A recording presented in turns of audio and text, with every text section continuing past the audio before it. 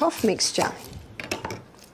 And the onion cough mixture is a very simple thing to do. You chop up the onion and then you layer it in a jar with honey.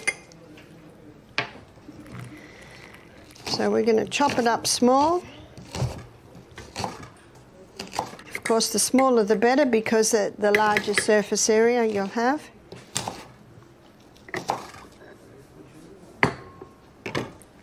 So I've got a jar here.